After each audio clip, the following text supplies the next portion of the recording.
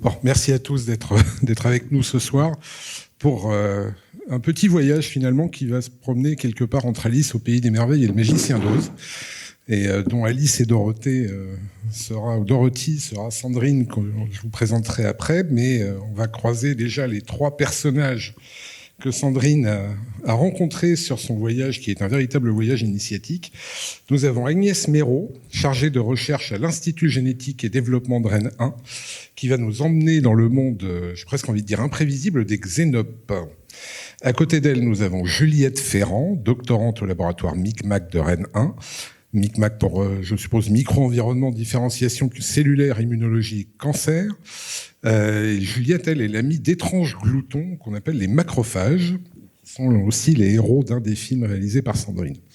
Et puis nous avons l'homme de la bande, Christophe Piscard, qui est directeur de recherche au laboratoire EcoBio, Rennes 1, écosystème, biodiversité, évolution. Tout un programme dont on va pouvoir parler.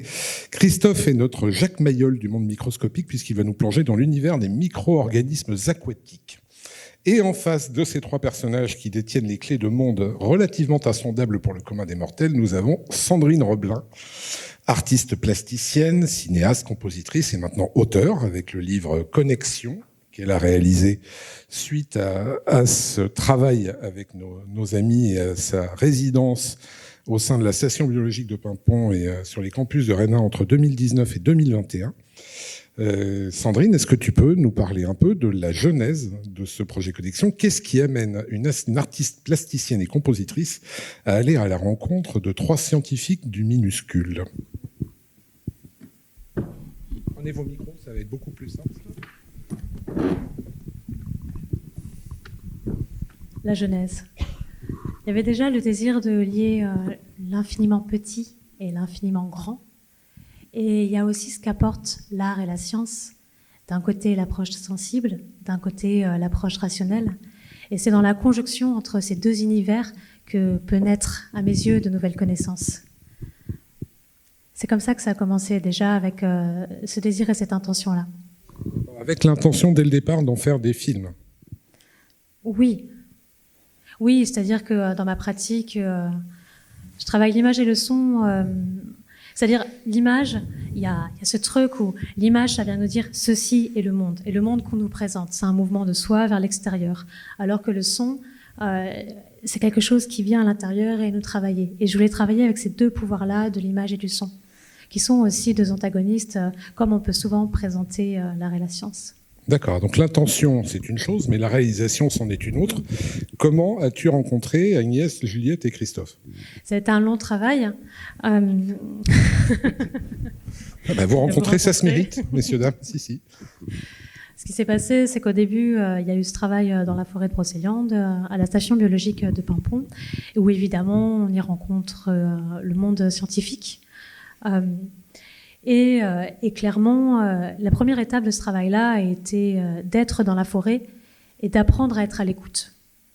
En se demandant, l'intention première était de se dire comment je peux observer des flux de matière et d'énergie, ce qui était au début une vaste utopie, parce que quand on se retrouve dans la forêt, à toute saison, on se rend compte que c'est pas si facile que ça. Il suffit pas d'un coup juste de se dire paf, je vais filmer, je vais prendre du son pour que ça soit là. Alors, il y avait la nécessité de cette complémentarité-là. Et cette complémentarité s'est faite de connexion en connexion. C'est-à-dire que, par exemple, avec Christophe, la rencontre s'est faite au domaine de Thizé, avec Au bout du plongeoir, qui a été d'ailleurs les premiers à me suivre sur ce projet-là. C'était une rencontre déjà cruciale. Et il y avait donc Mario de Lefebvre aussi, qui dirige le service culturel de l'université, qui était là. Et puis, il y avait Christophe qui parlait. Et il y avait une connexion qui était évidente, parce que, évidemment, dès qu'on parle de vivant, la question de l'eau est essentielle. Et je ne pouvais absolument pas imaginer en amont ce qu'on allait découvrir. C'est-à-dire que c'est difficilement compréhensible quand on regarde l'eau, de se dire que c'est habité à ce point-là. Après, pour la suite de ces rencontres-là, je voulais filmer aussi la vie à son commencement. Alors, des cellules et comment on filme la vie au commencement à l'université, avec des animaux de laboratoire et donc des xénopes. Et il y avait cette idée de se dire ouais, j'ai filmé du développement cellulaire, des mitoses.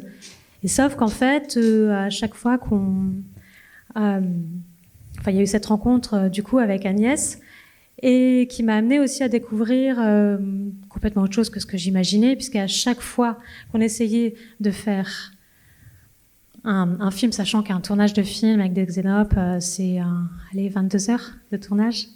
Vous voyez, quand on fait un plan, on se dit vas-y, c'est bon, c'est ce qu'on fait.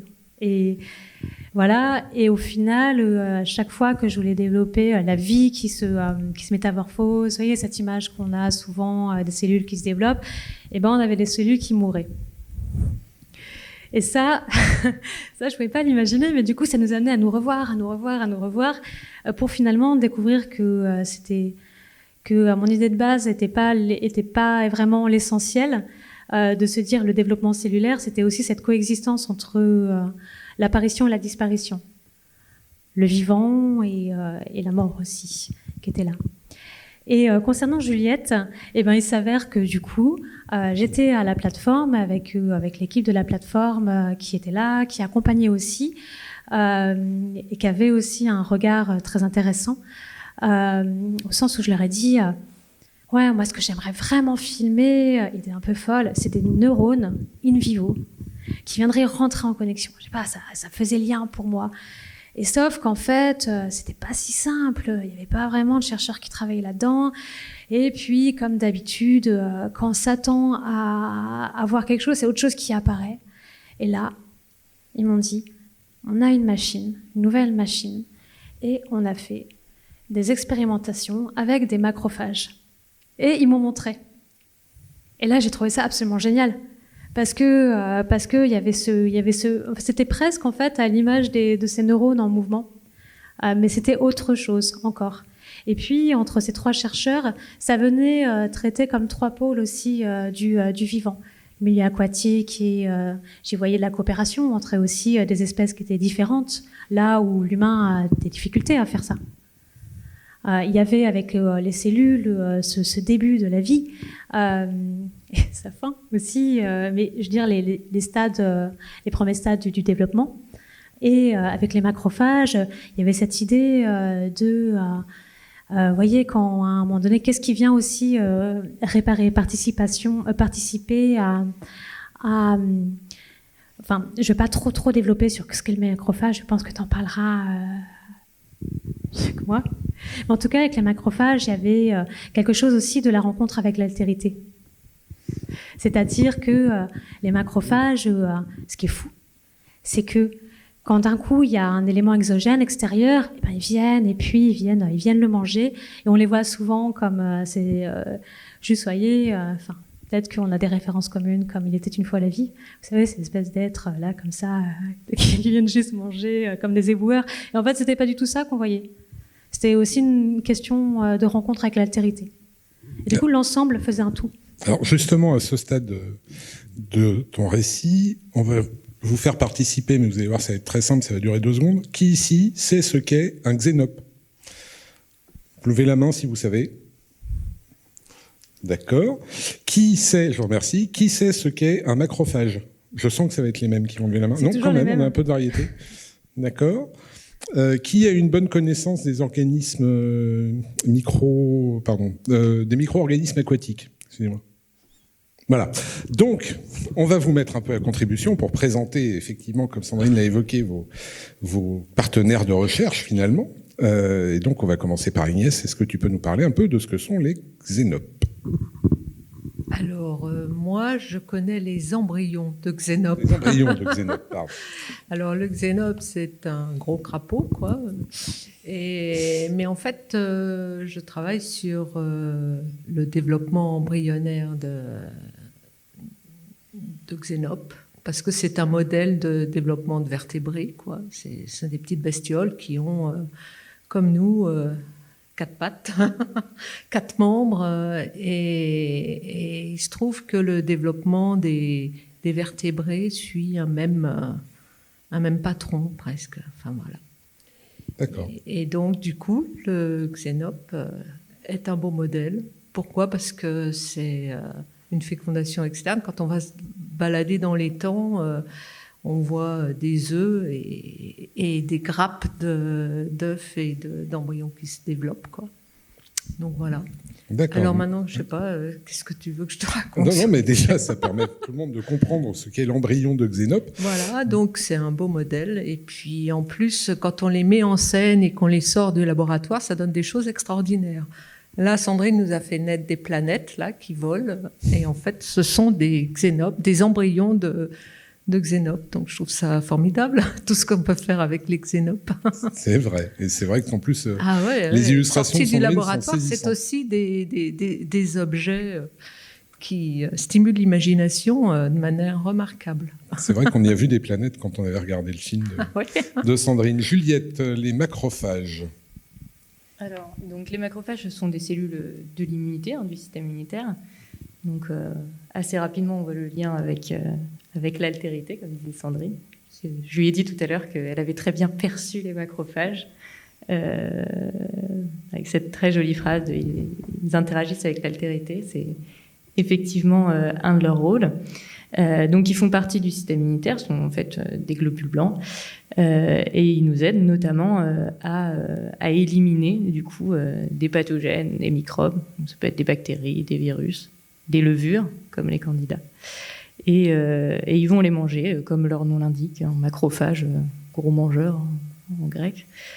Alors on les a parfois appelés éboueurs dans le sens où effectivement ils nettoyaient tout ce qui passait entre guillemets, alors, soit des organismes étrangers, mais aussi les cellules mortes de l'organisme. Ils sont aussi là pour nettoyer tout ce qui doit être nettoyé, y compris ce qui fait partie, ce qui est nous de l'humain.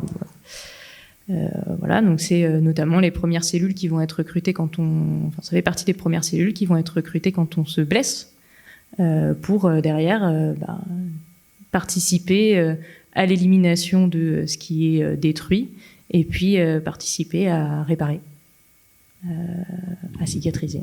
D'accord. Voilà. Donc, quand même des éléments plus qu'importants dans l'organisme. Christophe, les micro-organismes aquatiques. Alors là, c'est vaste.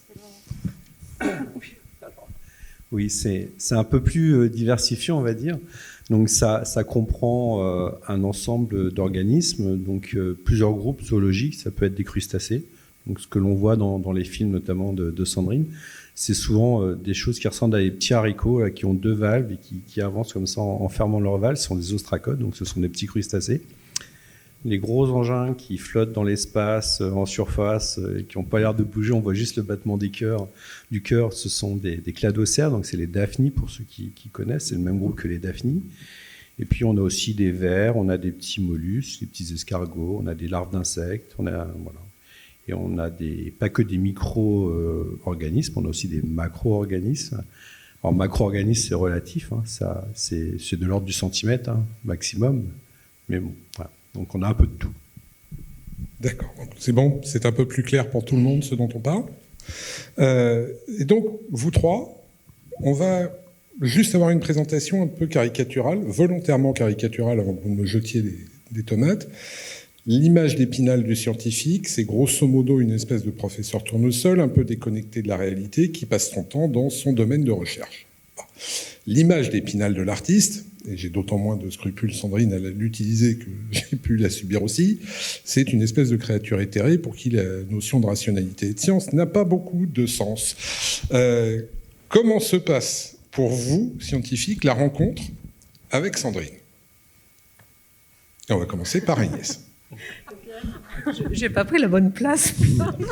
De toute façon, quelqu'un y aurait eu droit et tu y aurais eu droit à un moment quelconque.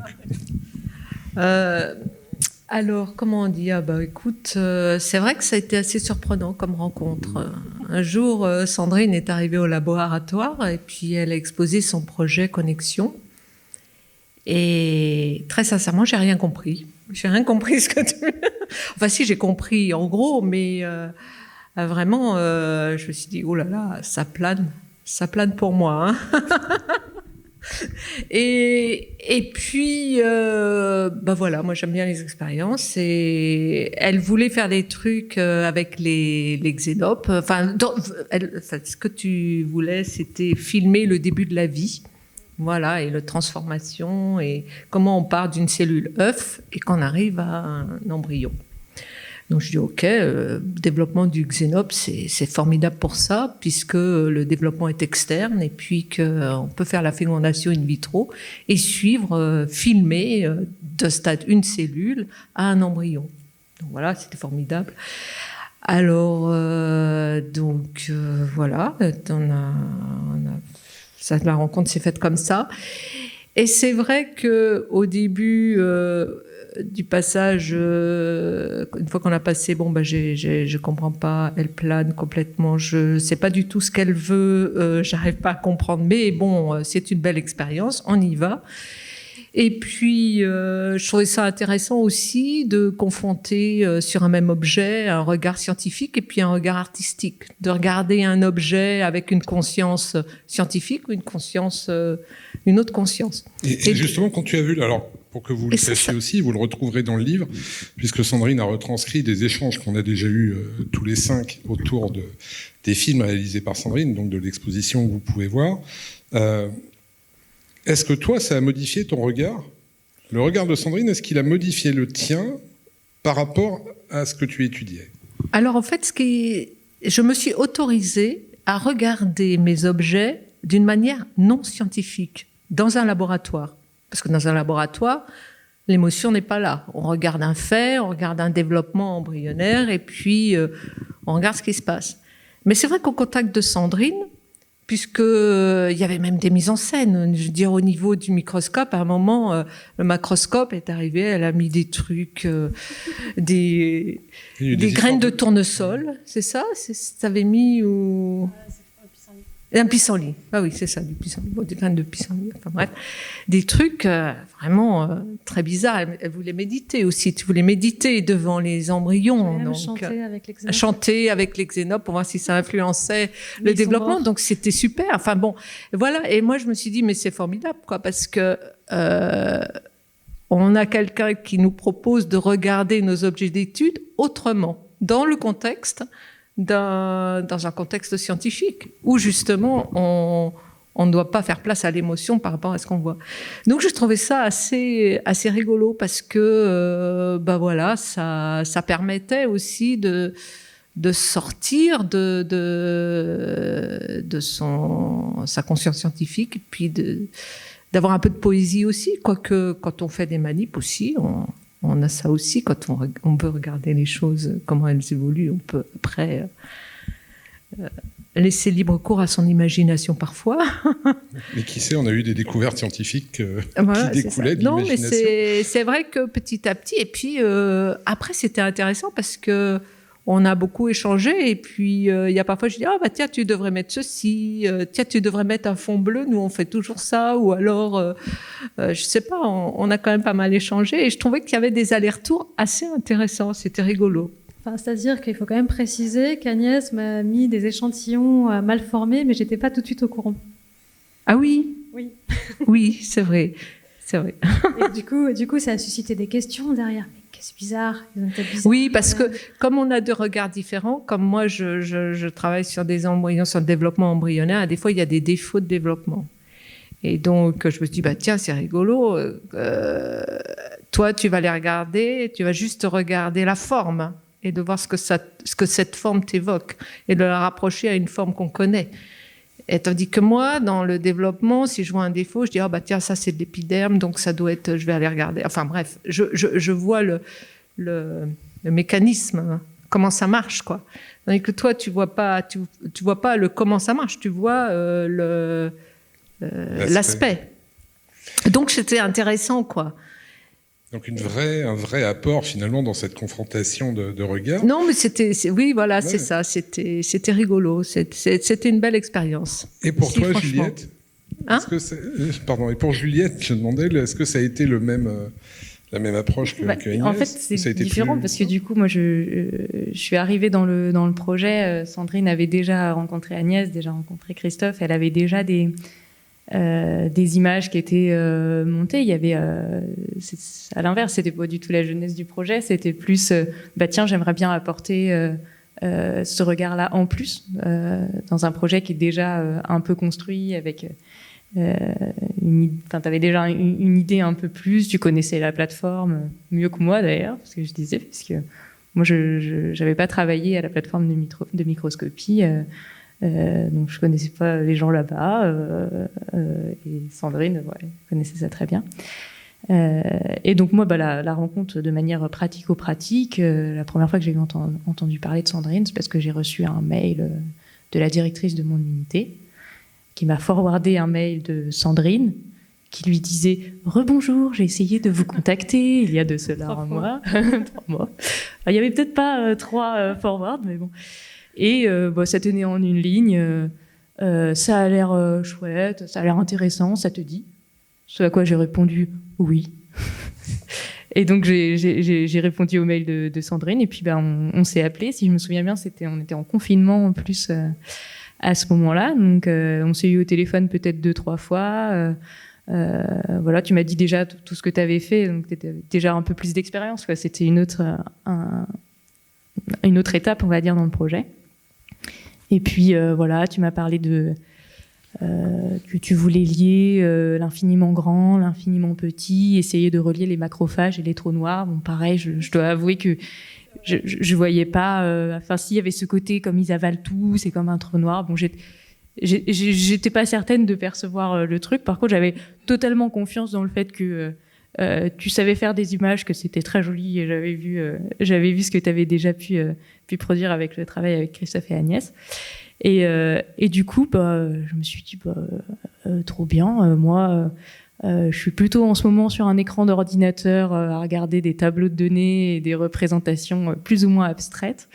Alors, retourner au vivant, regarder les macrophages vraiment évoluer, ça a l'air trop bien. Et si en plus on a un regard complètement extérieur dans l'affaire, c'est top. Voilà.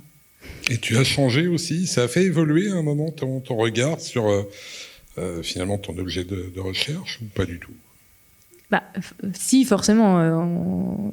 C'est forcément une expérience qui change un peu le rapport à notre sujet de recherche.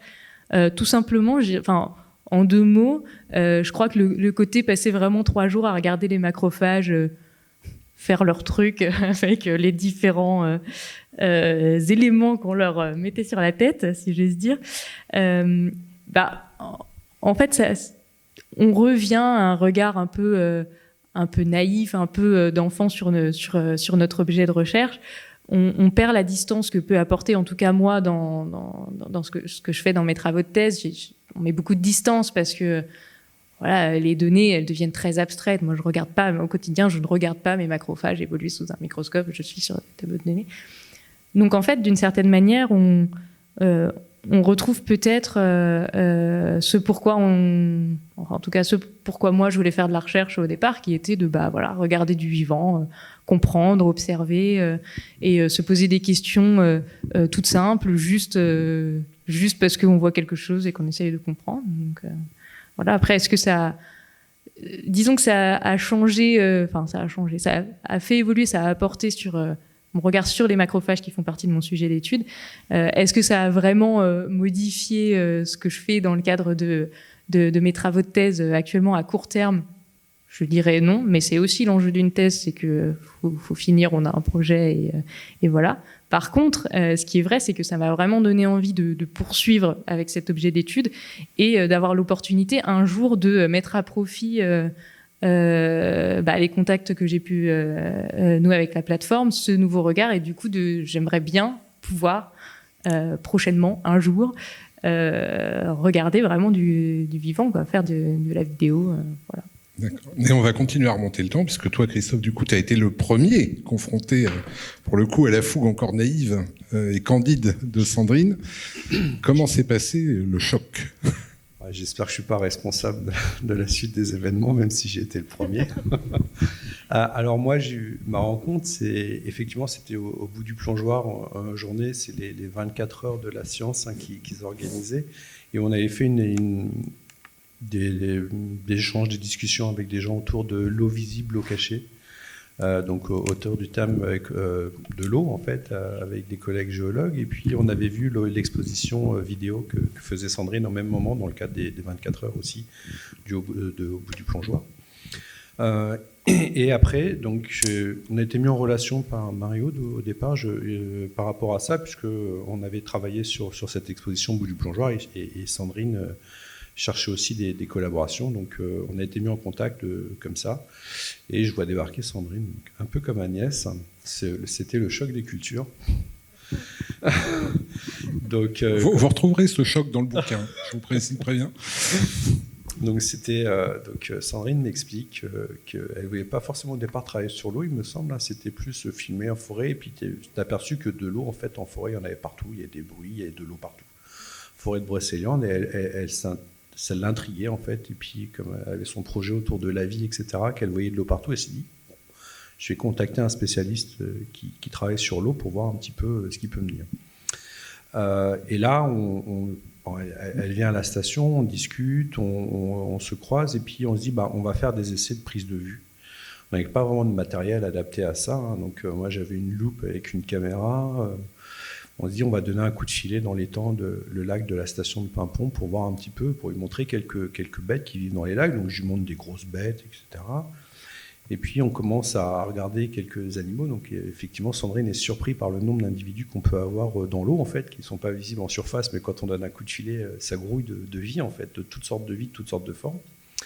Donc on prend quelques grosses bêtes qu'on met sous la bino, et là on se dit, ah ben non, ça va pas aller, là, parce que ça rentrait pas sur la caméra, en fait. On voyait qu'une patte ou une antenne, mais on n'arrivait pas à voir l'animal en entier.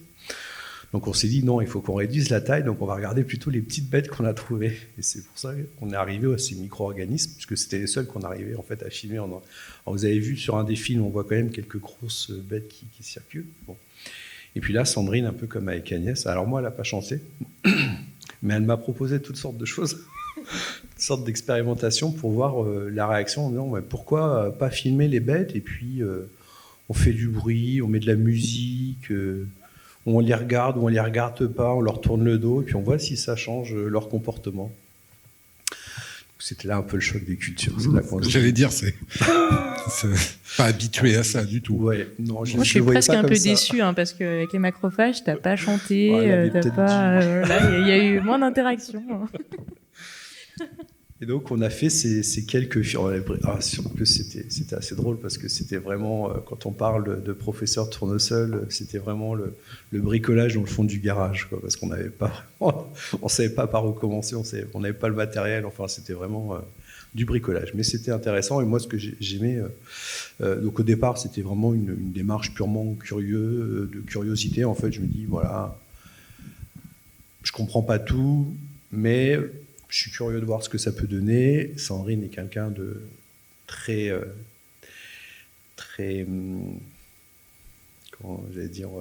dynamique et toujours très créatif, toujours à proposer des choses. On peut faire ça, on peut tester. Très enthousiaste, voilà, je vais chercher le mot. Assez communicateur, son enthousiasme est assez communicateur, et donc je me suis dit, pourquoi pas, voilà, on va lui faire plaisir, on va regarder ce que ça donne, et puis on verra bien si on arrive à trouver des choses intéressantes. Et donc voilà, on s'est mis à travailler comme ça, et puis finalement, on se prend au jeu, en fait. Et puis, alors moi, j'ai peut-être pas le décalage sur l'objet d'étude, le recul, parce que c'est vrai que moi, je fais plutôt de l'écologie, donc je suis pas je suis en laboratoire parfois, mais je suis quand même beaucoup sur le terrain, donc c'est beaucoup aussi d'observation dans la nature, à quatre pattes. Comme on dit, l'observation en écologie, c'est les deux pieds dans la boue, quoi, hein, que ça se fait, le travail. Donc j'avais déjà un regard un petit peu naturaliste aussi sur mes objets d'études, donc j'avais peut-être... voilà, c'est des choses qui me parlaient bien. Donc voilà, ça a commencé comme ça. Alors il y a quand même un mot que tu as employé, Christophe, que je trouve intéressant. Tu dis, par curiosité, j'ai accepté. Ce qui tendrait à prouver qu'il y a déjà un premier point de rapprochement, c'est qu'on peut difficilement être scientifique et artiste si on n'est pas curieux. Je pense que tout le monde sera d'accord. Mais alors du coup, cette curiosité vous a amené à parfois observer des choses qui, même pour les scientifiques, étaient parfaitement inattendues. Sandrine, tu peux nous citer un ou deux exemples de ça ou tu les as pas? Tu dois les avoir. Oui, on va commencer avec Agnès. Puisque, en fait, du coup, bon, je remets dans le contexte, les cellules meurent. Je suis déprimée. C'est pas du tout ce que je voulais. Et au final, on regarde ce qui se passe. Et ce qui est très, très étonnant, c'est que quand une cellule, elle meurt, en fait, il y a une sorte de voile blanc, mais c'est pas du tout linéaire. Ça arrive comme ça, par soubresaut, et c'est très beau. Et au-delà de l'aspect esthétique, parce qu'évidemment, la forme m'intéresse, mais pas seulement. Moi, je veux comprendre quand même comment ça fonctionne. Comment, à un moment donné, il y a du vivant qui est là et qui surgit. Et dans ces cellules de Xénope, quand elles mouraient, il y avait ce voile blanc qui se mettait, une sorte de volute, et c'est très, très étrange. Parce que on avait j'y voyais une lutte intestine entre une pulsion de vie, une pulsion de mort, si on emploie le langage de la psychanalyse. Et ok, qu'est-ce qui se passe? Là, on était un peu surprise, puisque quand on a regardé ça sur grand écran, on s'est aperçu que quand la cellule meurt, donc la cellule est morte, et d'un coup, il y a une lumière qui ressurgit. Oui, c'est vrai que c'était impressionnant de le voir ici, là, de le découvrir sur le grand écran. Et évidemment, on n'est plus au labo, donc on est ici, on voit un film, voilà, comme au cinéma, on voit un film, et puis on voit le développement. C'était même plus des embryons, c'était des boules blanches. Donc c'est vrai que moi, quand on observe au laboratoire, quand l'embryon meurt, il devient tout blanc parce que tout l'intérieur se lise, et en fait, il y a une espèce de membrane autour, si bien que ça devient tout blanc. Ça devient un truc blanc. Et toi, tu avais fait tes films, et le film, il a été filmé sur, je sais pas, 27 heures, ou je sais plus, 18 heures. Celui avec 24. 24 heures, et tu as raccourci ça en 5 minutes. 6 minutes. Donc évidemment, ça s'accélère. Et donc là, un phénomène qui, on part de l'embryon qui est comme ça, et puis qui 24 heures après devient tout blanc, eh bien, c'est raccourci en 6 minutes. Donc tout d'un coup, on voit que effectivement, ça devient blanc tout d'un coup. Donc c'est la lyse qui se fait, et tout d'un coup, tout se déverse à l'extérieur de l'embryon. Mais comme il est protégé par cette grosse membrane, de cette membrane vitéline, eh bien voilà, on voit que tout explose à l'intérieur avec la membrane. Donc, alors c'est là que je dis que c'est chouette, parce que on n'est plus dans le laboratoire, donc on est au cinéma, et là on peut laisser libre cours à son imagination. Et on se dit c'est dingue, il y a de la lumière qui apparaît, il y a quelque chose qui se passe. Alors que quand on est au laboratoire, on se dit, bon, ok, je suis là, comme ça, cette lumière, le réglage, il faut changer le réglage, il faut changer, voir, parce que c'est embêtant, ce truc-là. Donc, du coup, là, on est arrivé à un résultat que moi, je ne connaissais pas, parce que vraiment, moi, ce qui m'intéresse, c'est le développement des embryons quand ça marche. Hein. Je vais pas m'intéresser à ceux qui meurent. Généralement, ceux qui meurent, le lendemain, je les enlève. Et puis voilà, je les élimine. Donc là, toi, tu m'as proposé de regarder ce que je ne regardais pas. Pourquoi pas ne regarder ce qu'on ne regarde jamais? Je me rappelle de ta réaction. C'est pour ça que tu m'as envoyé dans l'exploration du champ des pourquoi pas. Et ça, je trouve ça bien.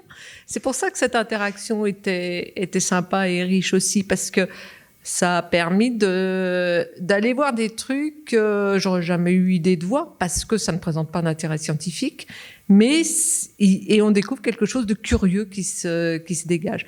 Et d'autant plus curieux qu'il y a une mise en scène qui est faite autour de cet objet-là, par l'accélération, par la lumière, par tout ça. Donc, voilà, c'est vrai que c'était intriguant.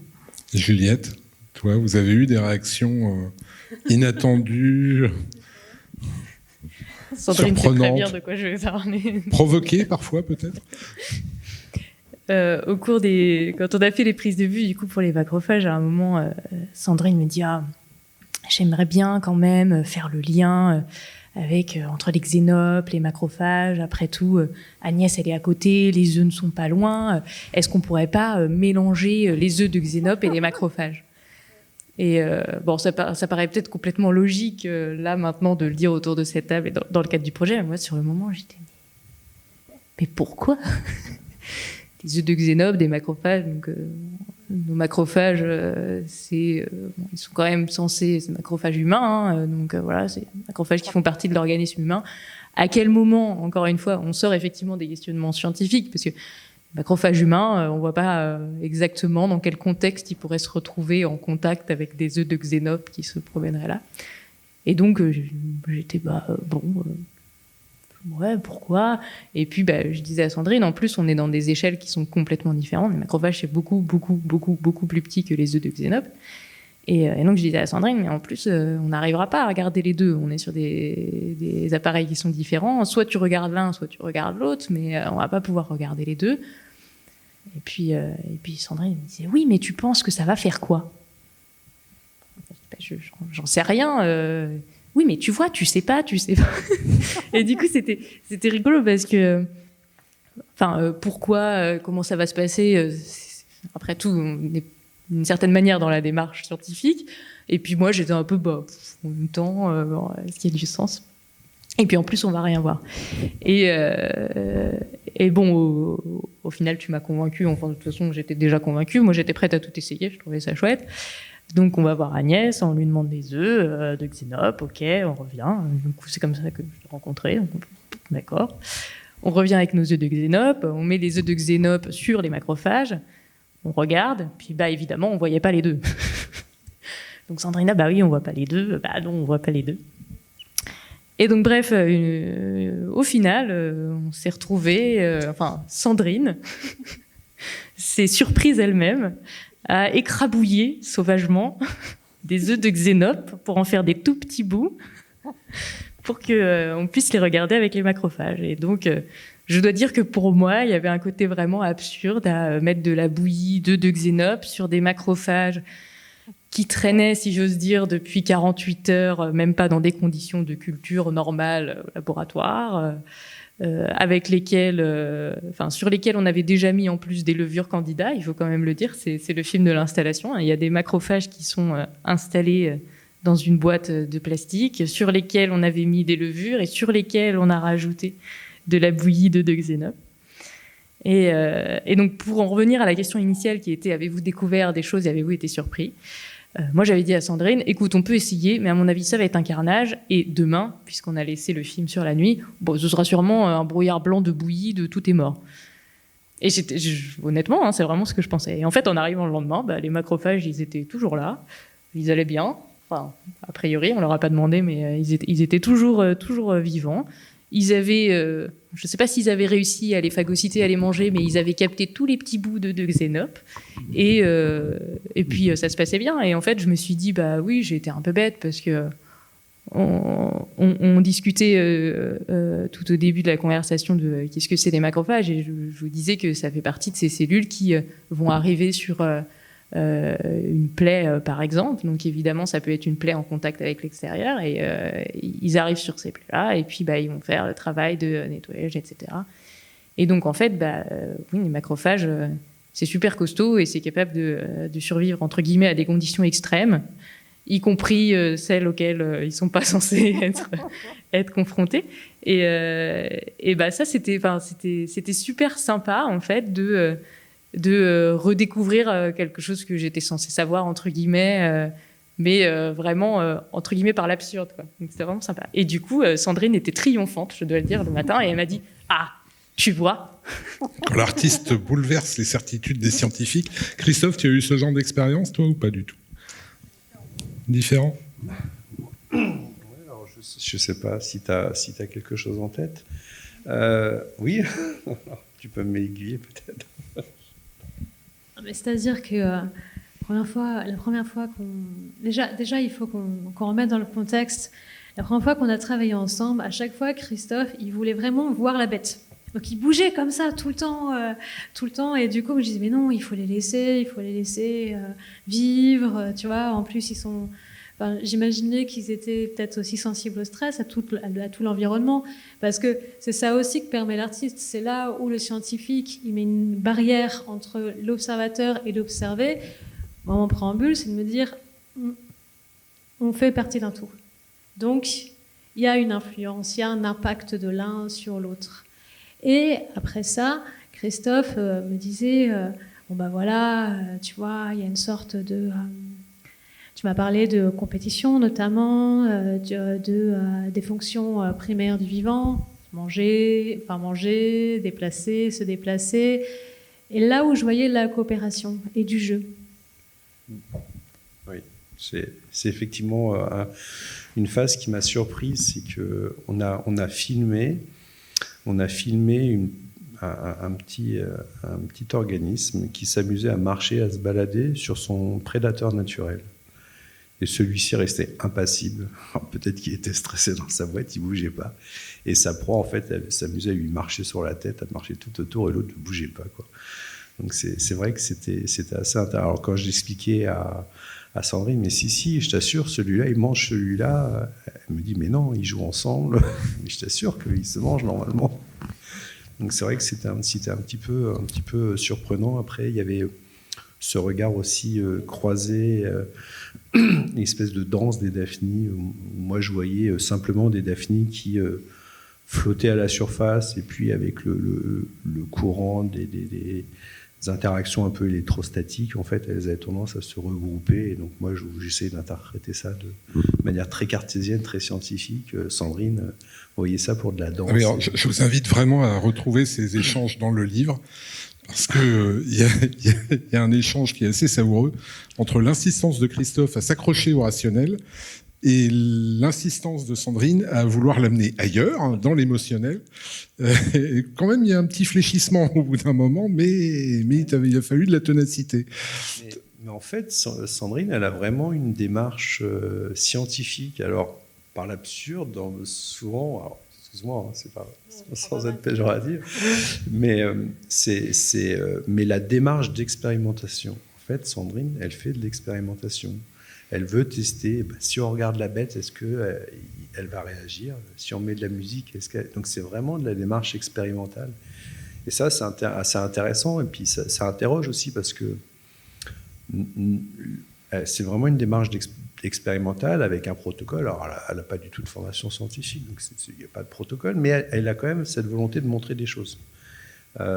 Et de tester, un peu comme là, de dire mais si on va mettre les deux et puis on va voir ce qui se passe. Donc c'est vraiment à la base de la science, c'est ça, c'est l'observation. Avant de faire des modèles, avant de faire des analyses, tout part de l'observation. Et elle a ce regard, et finalement, ça m'a aussi assez surpris parce que je vous assure, le premier dialogue qu'on a eu entre nous, c'était vraiment surprenant. Enfin, je me suis vraiment posé la question de ce que je faisais en fait. Et donc là c'est pas mon monde. Là, qu'est-ce qu'elle a fumé, quoi. Et puis finalement, cette démarche expérimentale, c'était aussi intéressant. Je vous rappelle quand même à tous les trois qu'il y a eu un paquet de découvertes scientifiques qui sont parties de tentatives plus que surprenantes, hein, voire absurdes, justement. Sandrine, quand tu commences à évoquer, tu t'intéresses à la vie dans l'infiniment grand, l'infiniment petit, et tu regardes l'infiniment petit. Mais l'infiniment grand là-dedans.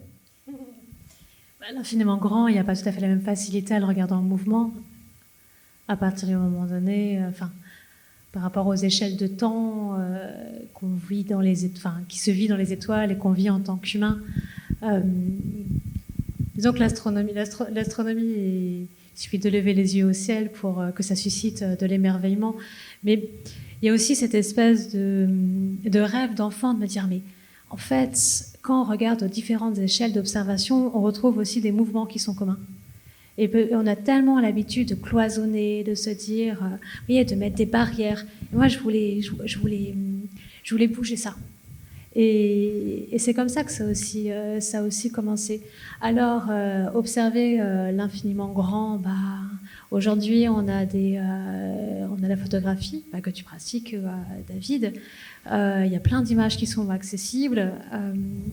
Et puis, on vit aussi une époque où... sans parler de vulgarisation scientifique, si on veut chercher, on peut trouver. On peut trouver des connaissances sur l'infiniment grand, sur l'infiniment petit. Et après, tout l'enjeu est d'aller chercher. Alors, juste pour préciser, il y en a ici qui sont férus d'astronomie, d'astrophysique? Non, bon, moi je vais pouvoir parler sans risquer de me faire détruire.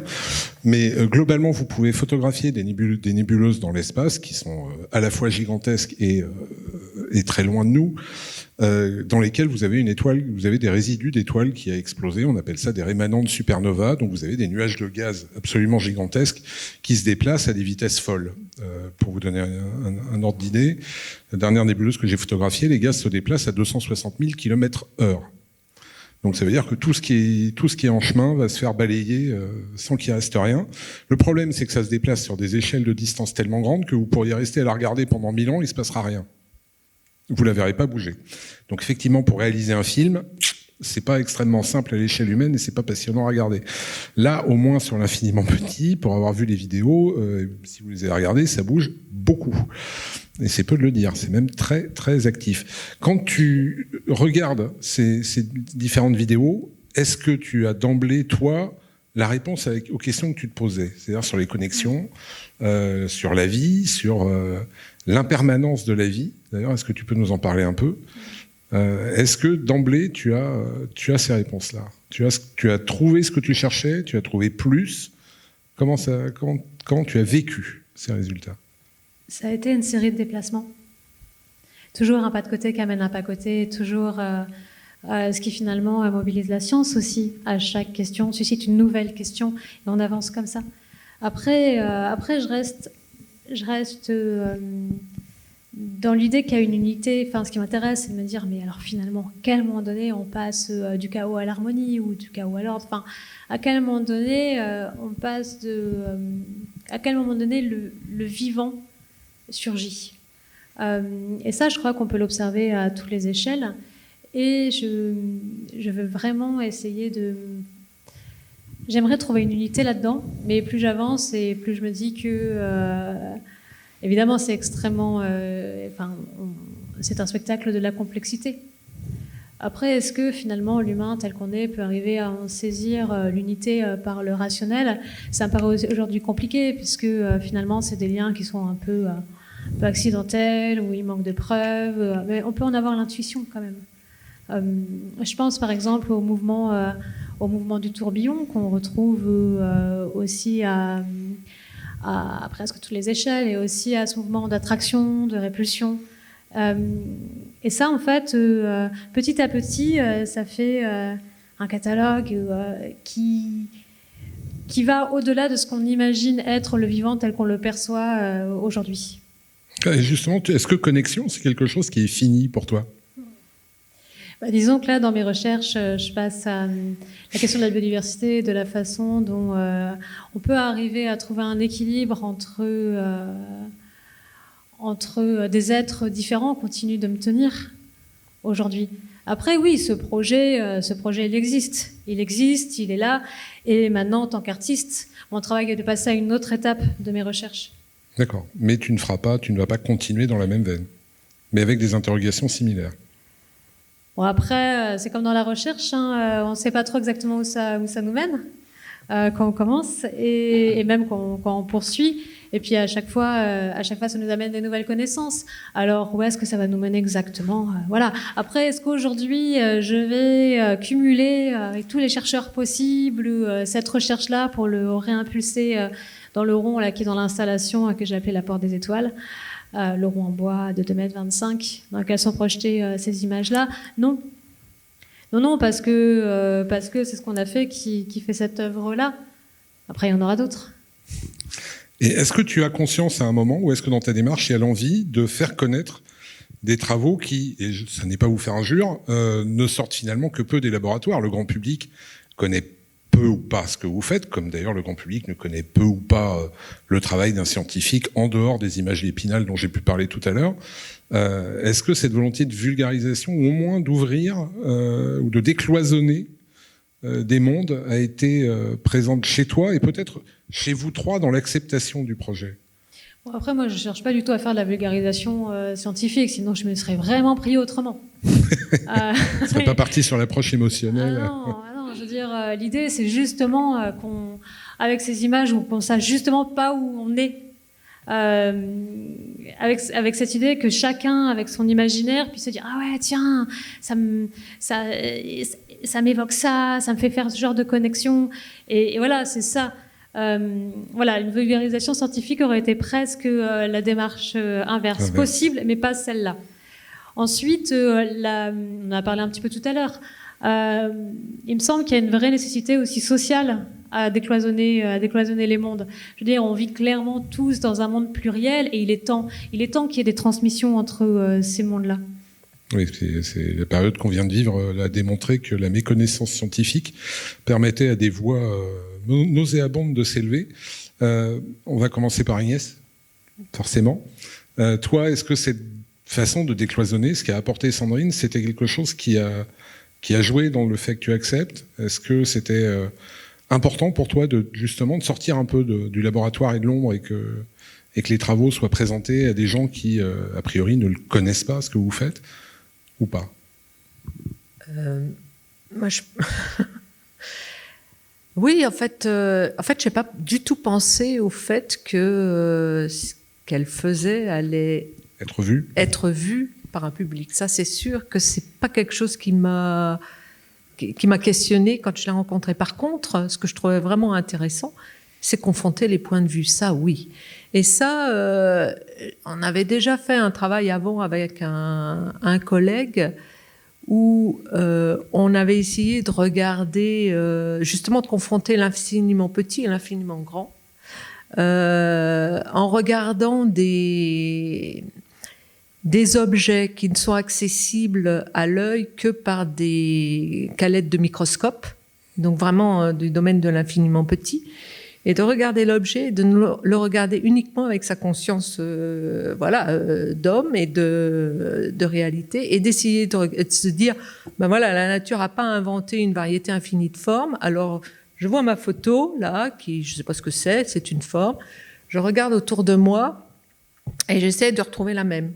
Et donc, on avait fait des parallèles comme ça.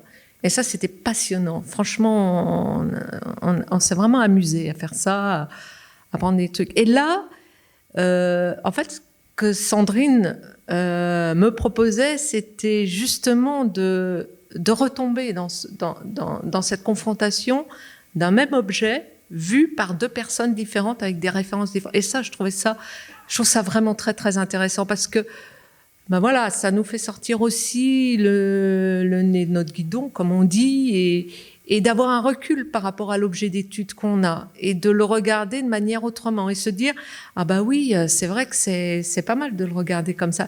Et puis on peut s'autoriser à dire, c'est beau aussi, parce qu'un objet scientifique, on peut pas dire qu'il est beau. Il nous donne un renseignement, on est dans le rationnel. Alors que là, on peut s'autoriser, par le regard que tu nous as permis que moi, tu m'as permis d'avoir, de se dire, ah ouais, je regarde ça comme si c'était une œuvre d'art, en fait, en gros. Et ça, j'ai adoré, quoi, parce que c'est vraiment sortir, comme je t'ai dit, du rationalisme, de sa conscience scientifique, et tu m'as proposé de regarder mes objets d'étude autrement. Pas en tant que scientifique, mais autrement. Alors que d'habitude, ces objets d'étude, je les ai au labo, et quand je sors du labo, j'oublie et je fais autre chose, quoi. C'est l'objet du et je trouve ça, c'était pas mal, quoi. Et c'est vrai que, par exemple, je suis très contente qu'elle m'ait permis d'aller regarder ce que je n'aurais jamais été voir, par curieux. Et du coup, c'est vrai que c'est à posteriori, je trouvais que c'était une belle rencontre, et ça m'a apporté, quoi. Juliette? Très sincèrement, je crois pas que ça m'ait traversé l'esprit, en tout cas pour accepter le projet, de me dire ça pourrait vraiment. Je pense que le premier moteur pour dire allons-y, c'était la curiosité, et globalement faire quelque chose de nouveau, me dire que ça va m'apporter. En général, je dis oui, hein, voilà. Donc je pense pas que ça ait influencé, en tout cas, ma réponse initiale, qui est bien sûr allons-y. Je vais participer à ce projet. Après, j'allais dire, c'est un bénéfice secondaire. Clairement, maintenant qu'on en parle, bien sûr, c'est un plaisir c'est une manière, c'est vraiment une manière de pouvoir aborder mon sujet de recherche, dont j'aime bien parler. Et comme Agnès, tu as éprouvé à un moment le fait de regarder plus quelque chose d'artistique qu'un objet d'étude? Complètement, bien sûr. Et puis, encore une fois, parce que aussi, on a testé des choses, on s'est mis dans des conditions qui n'ont pas de sens par rapport, en tout cas, à mon projet de recherche, il faut bien le dire. Et d'une manière générale, biologiquement, on ne voit pas trop ce qu'on regarde. Donc forcément, cette distance, elle s'impose parce que les conditions dans lesquelles on s'est mis, de toute façon, nous sortent du champ auquel on est confronté. Après, encore une fois, c'est vrai que comme rien que l'approche, l'image, c'est pas un moyen que j'utilise de toute façon actuellement dans le cadre de mon projet scientifique. Donc en plus, encore une fois, c'est une nouvelle mise à distance parce que de toute façon, vu que le moyen est différent du quotidien, on entrait dans une démarche qui était complètement différente. Après, pour en revenir effectivement, est-ce que ça permet de parler de son projet? Est-ce que ça se rapproche plus ou moins de la vulgarisation scientifique? Ce que j'ai pu constater, c'est qu'auprès de mes proches qui ne sont pas scientifiques ou en tout cas ne sont pas biologistes, quand j'ai parlé de ce projet, ils m'ont posé plein de questions, ils m'ont demandé qui était Sandrine, comment je l'avais rencontrée, ce qu'on allait faire, ce que limite on m'a jamais vraiment demandé pour mon boulot dans les 3 années précédentes. Donc c'est sympa parce que du coup, en parlant du projet, en parlant de ce qu'on faisait, de la démarche de Sandrine, moi ça permet de dire bah oui, un macrophage en fait ça fait ça, tu vois, c'est super intéressant. Donc c'est vrai que c'est amusant comme manière de pouvoir parler de son projet et sans aller jusqu'à la vulgarisation scientifique que j'évoquais volontairement. C'est vrai que ça ouvre en tout cas sur le monde. C'est clairement un moyen de capter les gens. C'est une belle victoire pour l'artiste, ça. De les intéresser. Et alors, notre réfractaire initial? Non, pas réfractaire, j'ai jamais été réfractaire. Notre rationnel, si tu préfères. Voilà, éventuellement. Non, moi non plus, j'ai pas du tout imaginé qu'il y aurait des suites. D'ailleurs, à l'époque, on parlait absolument pas de livre d'artiste. Je savais même pas ce que c'était un livre d'artiste jusqu'à il y a encore 6 mois. Donc, on n'était vraiment pas du tout sur cette démarche-là. On était vraiment un peu fou à essayer de bricoler des trucs à la station sans vraiment avec aucune volonté de faire quoi que ce soit, si ce n'est partager une expérience quoi, et discuter. Donc c'est pas du tout cette approche-là. Après, je pense que mes collègues doivent le ressentir aussi. On est un peu des professeurs tournesol quand même. Il n'y a pas de fumée sans feu non plus.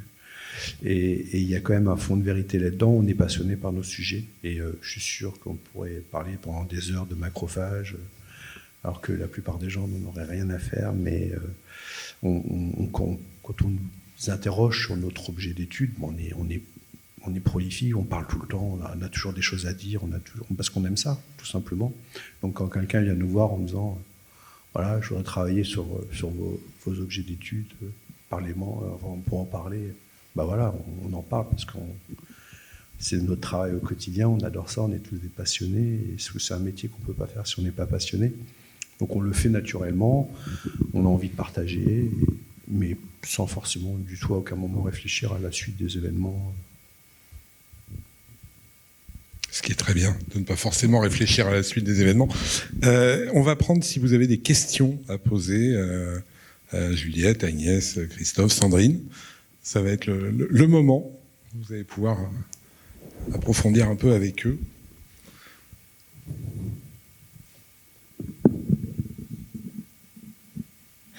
Je viens de comprendre pourquoi la cache.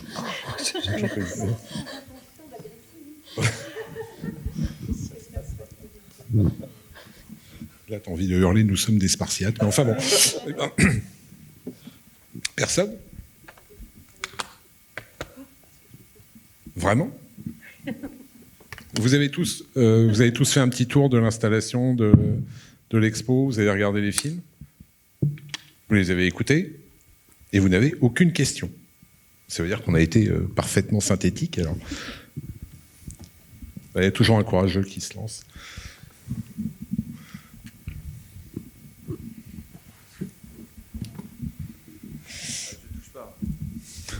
Bonjour.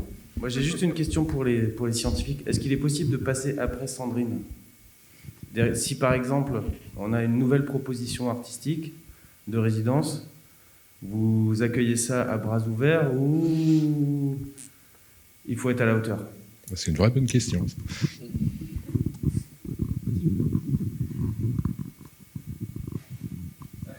Moi, je me lance. Hein. Donc moi, oui. Oui, parce que j'ai toujours cette passion, j'ai toujours cette volonté de partager ma passion. Et donc, on va continuer, j'espère autour d'un barbecue bientôt, chez Sandrine, à travailler ensemble, à discuter, échanger ensemble sur certaines choses. Et s'il y a d'autres personnes qui sont intéressées, je pense que je renouvellerai l'expérience, bien sûr. Ah bah oui, moi, il n'y a pas de... Enfin, je vois pas, il n'y a aucun rapport avec avant ou après Sandrine, en fait. C'est ça que je n'ai pas compris dans la question. Mais donc, du coup, oui, non, moi, je suis partante pour tout projet comme ça qui me fasse sortir de mon quotidien. Je trouve ça très bien. Bon, peu importe. C'était pas avant ou après Sandrine, c'était plus une façon d'aborder la question de... Non, mais je comprends bien. C'est l'histoire d'une rencontre, mais voilà, nous on se posait énormément de questions parce que je travaille à la station biologique de Paimpont et sur les mécanismes qui font qu'on démarre, on y va, on n'y va pas. Voilà, je me demandais simplement s'il fallait être aussi connecté ou si les portes étaient bien ouvertes, qu'elles seraient ouvertes aussi chez vos voisins dans vos labos. Ah oui, non mais c'était une boutade ce que je disais avant ou après Sandrine, c'était juste la façon. Non mais oui, il n'y a aucun souci, je suis ouverte. Alors, moi, j'ai pas encore répondu. J'allais dire, j'ai deux réponses. La première réponse, c'est oui, carrément. C'est vraiment une expérience qui m'a plu et que je serais prête à reproduire. La deuxième, c'est je suis en train de terminer ma thèse. En novembre, je retourne bosser à l'hôpital. J'ai ma thèse à écrire, le boulot à l'hôpital et après je fais une autre thèse. Enfin bon, bref, c'est un peu compliqué, thèse d'exercice. Donc pas l'année prochaine, mais après oui. Par contre, je voulais juste ajouter, l'expérience avec Sandrine, c'est quelque chose d'unique. C'est clair qu'il y a peu de chances qu'on reproduise ce même genre d'expérience avec une autre personne, mais ça sera une autre aventure qui sera peut-être tout aussi intéressante. Hein. Mais Christophe, on est tous uniques. Nous avons une question. C'est une question pour Sandrine. Tu as parlé parlé d'émerveillement. Et j'ai regardé un peu le film et moi, les deux choses qui m'ont frappé, justement, c'était j'ai trouvé que tu avais bien capté ce qu'il y avait de vivant dans le vivant. Et je pense que dans ce que tu nous as raconté, c'était entre autres le projet. En tout cas, je trouve que ça marche bien. Et non seulement dans sa réalité, c'est-à-dire, tu parlais du mouvement, mais aussi dans sa capacité justement à imaginer plein de choses à partir du vivant, juste en l'observant. Et ça rejoint aussi ce que disaient les collègues, c'est que la capacité d'émerveillement qu'on a quand on est chercheur, on la retrouve aussi dans ton regard d'artiste. Enfin, moi, je trouve que le lien, là, il est très fort. Et voilà, c'était un peu la question autour de quel était le projet au départ, parce qu'en plus, je suis arrivé en retard, j'ai raté le début de la conversation, donc peut-être que je pose une question qui a déjà été posée. Mais c'était sur cette capacité d'émerveillement et puis le lien au vivant. Ben, ça tombe bien, on en parle dans le livre. Au-delà de ça, on est dans un monde qui s'est assez rapidement, enfin, ces dernières décennies, désenchanté, où tout d'un coup devrait être géré, contrôlé, utile, alors qu'en fait, il faut un peu plus pour se sentir vivant. Et ça me semble important de participer aussi à une culture du vivant où il y a de l'émerveillement. Ça répond à la question.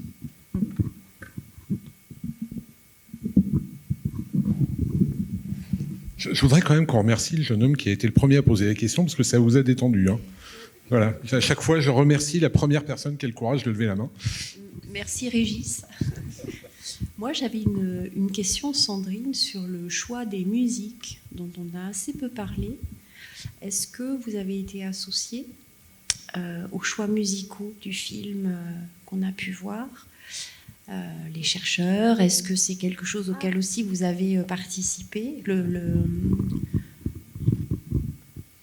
Voilà. La musique, je l'ai composée avec beaucoup de prises de son qui ont été faites dans la forêt de Brocéliande et majoritairement à la station biologique de Paimpont. Et à partir de là, il y avait aussi cette volonté de lier l'univers de la forêt, ce qui se passe aussi à la station biologique, avec cette présence aussi des chercheurs et ce qui peut se passer à l'université dans les laboratoires. Donc, d'emblée, c'était nécessaire pour moi qu'il y ait associé à ces vidéos qui ont été tournées hors de la forêt, dans le contexte de laboratoire, des sonorités de la forêt. Ça, c'était la base. Après, non, je leur ai pas du tout demandé leur avis. Même par rapport à ce que j'en ai fait, je veux dire, je leur ai montré quand c'était fait. Je veux dire, c'est ma partie. Voilà. Et au niveau des sons, il y avait aussi... en fait, ce qui s'est passé, c'est qu'entre je sais plus quel confinement, on s'est retrouvés ici et on a vu les images sur grand écran. Et concernant le film qu'on voit là à l'extérieur sur la télévision, et ben du coup, j'ai aussi porté un nouveau regard sur ce que je voyais, parce que d'un coup, j'avais des connaissances que je n'avais pas jusqu'ici. Et ma démarche de compositrice a été... c'était, voilà, ça, je le reçois. Comment je vais amener l'autre avec ses sons à sentir aussi ce qui est en jeu dans cette affaire. Aussi, ce qu'il faut savoir, c'est que dans mon travail sonore, je cherche à comment dire ça ? Chaque fréquence sonore a des incidences sur le corps. Ça apparaît évident quand, par exemple, on a un gong, il y a un mouvement qui revient à la terre. C'est physique. Enfin, physique au sens de la physique, oui, des fréquences sonores.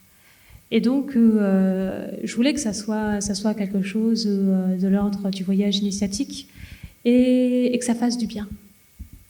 Et que ça fasse du bien. Donc, j'ai aussi travaillé dans cette recherche-là. Et heureusement, là-dessus, qu'il y a eu des étapes de travail. Je pense aussi à ces chantiers qui sont faits à la station biologique, où il y a eu 2 installations et où, du coup, j'avais fait des premières créations sonores. Et en fait, les gens, ils sortaient, et je me souviens très bien d'une rencontre avec un couple.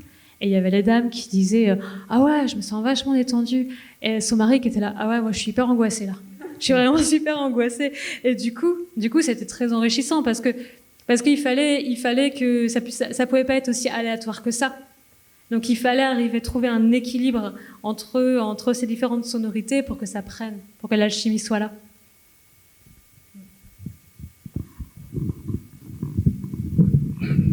Alors moi, c'est un peu une question et je m'aventure parce que c'est un peu pareil à quoi je pense. J'ai quand même envie d'essayer parce qu'il y a quelque chose qui me plaît beaucoup dans... Alors j'ai pas encore vu votre travail, je suis désolée, je commence par cette conférence. Mais il y a quelque chose qui se dégage justement autour du soin et vous venez d'en parler. Et j'y ai pensé quand vous parliez tout à l'heure de méditation. Il s'avère que moi je suis par ailleurs artiste aussi et je travaille et souvent les temps de travail sont des temps un peu fatigants, je trouve, pour soi-même et globalement en fait on associe beaucoup le travail, enfin tous les travails à une fatigue et je sais pas, je me suis demandé, ça avait l'air très agréable en fait tous vos moments que vous avez passés ensemble et dans cette question du vivant, le rapport aux soins m'est beaucoup apparu dans ce que j'ai pu entendre aussi des rencontres que vous avez eues les uns avec les autres. Et voilà, je voulais savoir si c'était une question que vous posiez assez précisément dans votre travail ou c'est un peu barré. Est-ce que vous pouvez reformuler la question? Oui, c'est compliqué. C'est la question du soin. Ouais, la question vraiment du soin dans votre travail. Du soin, alors là... Du soin ou du son? Du soin ou du son, oui. J'entends pas bien, moi. Ah, du soin? De soin comme prendre soin, comme to care, cette idée-là. Question difficile parce que je me suis pas dit au début, j'ai pas du tout formulé les termes dans ce sens-là. Après, il y avait quand même... on voit souvent dans une culture judéo-chrétienne, la vie comme quelque chose de très très linéaire, alors qu'en fait, dans la forêt, de façon évidente, la vie est un cycle. Alors évidemment, pour les chercheurs, c'est d'une banalité de dire ça, la vie est un cycle. Mais du coup, ça change quand même beaucoup de choses, parce qu'on passe d'une ligne droite à un lieu circulaire où il y a censé être des apparitions, des disparitions, où finalement la vie est un éternel surgissement. Et ça, je crois que si on parle de soins, il y a quelque chose qui enlève une part d'angoisse existentielle.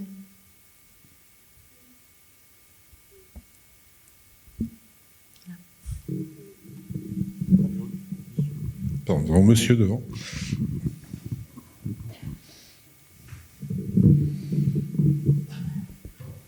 Merci.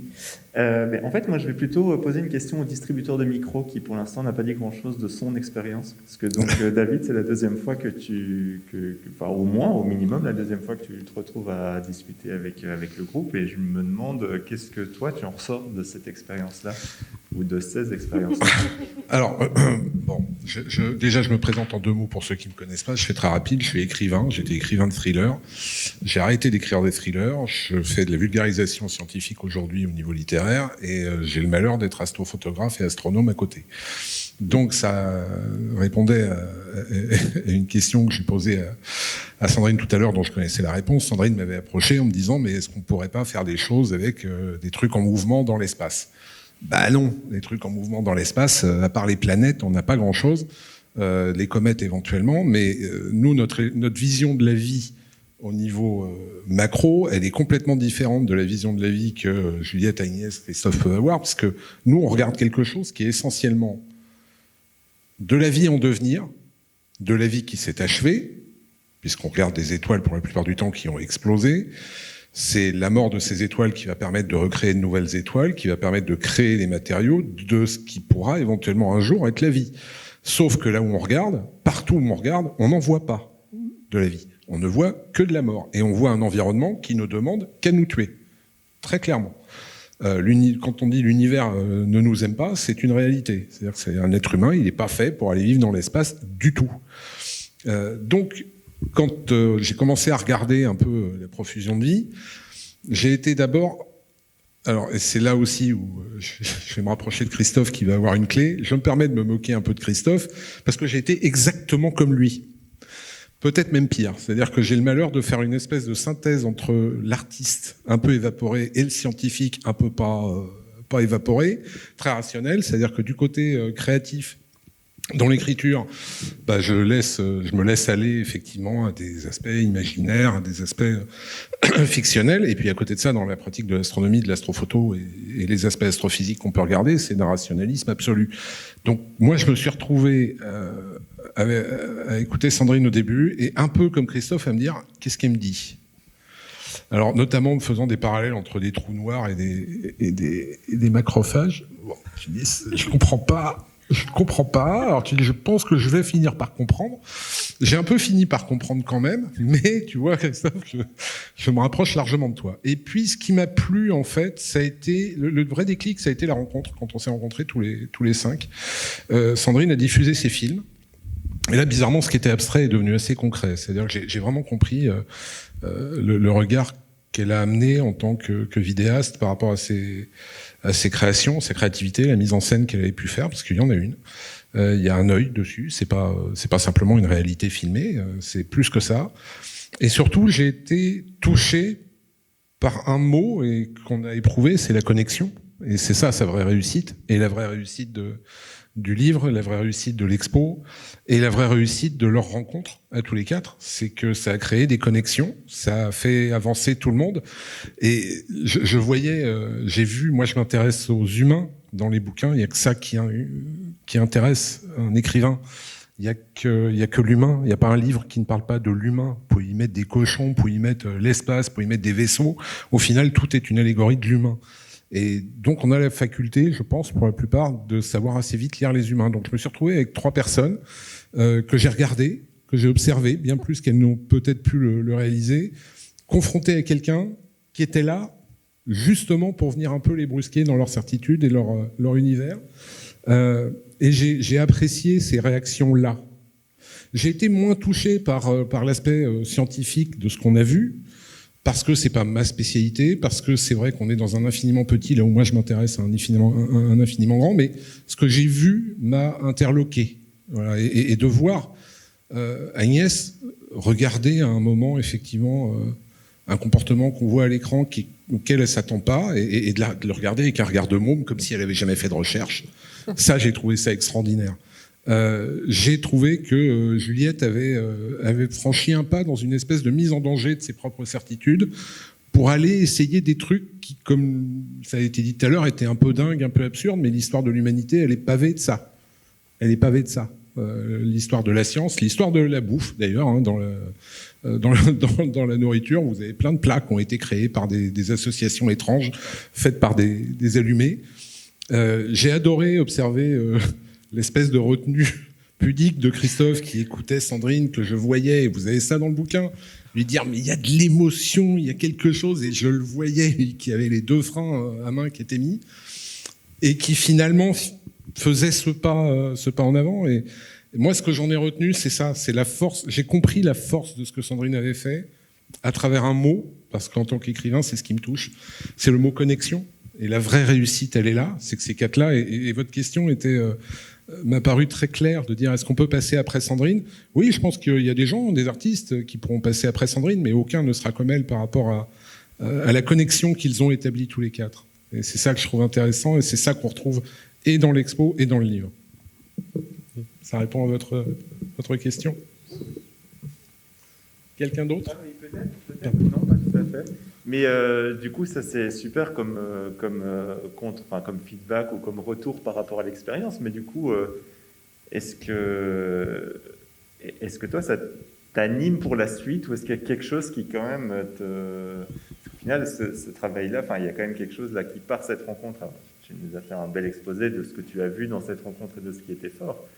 Mais est-ce que, je ne sais pas, là c'est peut-être absurde, mais est-ce que d'un coup l'infiniment petit va plus t'intéresser parce que tu as vu cette création-là, ou est-ce que tu te dis, ah bah tiens, en fait c'est génial, je vais faire pareil, en fait, je vais aussi aller rencontrer des scientifiques, enfin j'en sais rien, en même temps tu combines les deux, mais il y a quelque chose, je me dis, tiens, toi en tant que personne qui joue là le monsieur loyal, mais qui l'a déjà fait aussi, et puis qui est retranscrit dans le livre, ton rôle n'est pas complètement neutre non plus, pour avoir déjà pas mal lu les discussions, et t'amènes aussi des choses. Donc je me dis, il y a peut-être quelque chose aussi qui chez toi va... J'ai essayé d'aller dans le sens un peu de Sandrine, j'ai essayé par moments, notamment sentant quelques résistances, d'essayer, connaissant les points faibles, pour les avoir moi-même, d'aller justement dans ce sens-là, en essayant justement d'activer un peu l'ensemble. À titre personnel, moi, je travaille déjà avec des scientifiques, je dirais, dans des domaines qui me sont propres. Mais finalement, c'est très abstrait et c'est très inhumain ce qu'on fait. S'intéresser à l'astronomie, je vais pas dire que c'est mettre un peu l'humain à part, mais presque un peu quand même. On a un regard sur la vie. Moi, mon regard sur la vie, c'est qu'elle est extrêmement précieuse et extrêmement rare. Et tout à l'heure, Agnès a dit un truc qui est, je trouve à la fois formidable et terrible. Elle dit, moi, les embryons le matin, ils sont morts, on va ranger la boîte et puis on va aller en prendre des nouveaux. Mais encore une fois, moi, tout ce que je regarde, c'est mort. La vie sur Terre, elle est d'une préciosité mais absolue, quoi. Et ce qui me sidère, c'est de voir à quel point, alors là je parle pas de la vie des cellules, parce que là il y en a à profusion, mais à quel point la vie a plus une valeur énorme. Je répète, dans l'univers, pour l'instant, il n'y a qu'ici qu'on en connaît. Voilà. Et s'il y en a ailleurs, c'est tellement loin que la question se posera peut-être jamais. Voilà. Donc si on vous parle d'extraterrestres, d'ovnis, dites-vous que pour un astronome ou un astrophysicien, on s'en fout complètement. Parce que c'est tellement loin que de toute façon, pour nous, la question ne se pose pas. Il y en a peut-être, il y en a sans doute, il y en a même certainement, des formes de vie ailleurs. Alors avant qu'on se rencontre, voilà. Là où ça m'a touché, c'est justement où ils se sont rencontrés. Mais j'ai voulu aussi, j'avais comme devoir de rester très extérieur, parce que c'est quand même le projet de Sandrine. C'est Sandrine qui a initié ça, ce sont leurs domaines de recherche aux uns et aux autres. Donc j'espère que Sandrine l'a perçu comme ça. Moi j'ai essayé de rester un monsieur loyal un peu aussi là-dedans. J'ai essayé simplement, peut-être par moment, d'aider un peu Sandrine à mettre en mots certaines choses. Je crois que ça s'est arrêté à ça. Et puis, il y avait aussi ta mission première qui était d'être un médiateur dans cette rencontre, pour arriver à nous permettre à chacun de prendre de la distance qu'on n'avait plus finalement, parce qu'on avait travaillé ensemble. Et là aussi, quand on s'est retrouvés là, et ce qui occupe la moitié du livre, je veux dire, tu avais quand même une mission qui était très très claire à la base. Oui, c'était assez défini. Oui. Enfin, pour moi, voilà. Puis étant plutôt bon soldat, je m'y suis tenu. Oui, puis on s'était défini là-dessus aussi. Où est-ce qu'on va? C'était assez. Enfin, la ligne, elle était tracée. Voilà. Mais par contre, une réalité, c'est que quand j'ai publié 12 romans, quand à force, le premier bouquin qu'on reçoit, il a toujours une valeur très particulière. Et je dis à tous les jeunes auteurs, votre premier livre, vous allez avoir une émotion, vous la gardez bien avec vous, vous le sentez, parce qu'un livre a une odeur. Surtout un livre neuf, vous vous y accrochez à cette sensation-là, parce qu'au bout du 8, 10, 10e, honnêtement, on n'a plus tout à fait la même émotion. Et moi, ce qui m'a fait plaisir, c'est que j'ai retrouvé cette émotion-là ce matin en venant prendre le livre qui venait d'arriver. Voilà, enfin oui, hier. Et ça, j'avais envie d'accompagner Sandrine là-dedans. Voilà. Merci. C'est tout? Pas d'autres questions? Je suis en train de me dire, pardon Christophe, on a tenu l'horaire, en plus c'est formidable. Alors on va pouvoir continuer la discussion à l'extérieur si vous voulez, peut-être autour d'un verre encore, je ne sais pas si on peut. Sandrine, pour ceux ou celles qui auraient le livre, va se faire une joie de se livrer à sa première séance de dédicace, ma foi. Oui, tout à fait, c'est possible. J'ai déjà un petit peu commencé avant, je peux continuer. Voilà. Mais si vous n'avez pas pris le livre, prenez-le, lisez-le, parce que je vous dis, au-delà de l'exposition, la connexion elle s'est faite entre 4 êtres humains. Et, je tiens à ce qu'on les applaudisse pour les remercier, parce qu'ils ont tous fait un sacré voyage.